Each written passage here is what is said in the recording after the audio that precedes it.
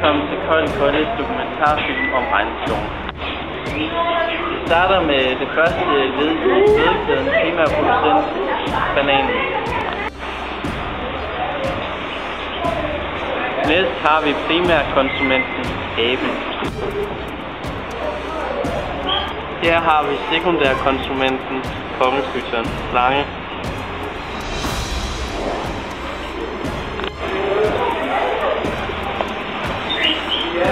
Her har vi så tertiærkonsument, krokodillen, eller led i fødekæden, akvatiærkonsument, mennesket og selv, som skal købe en håndtag af en lader en krokodille eller fanger dem og sætter ind i buret.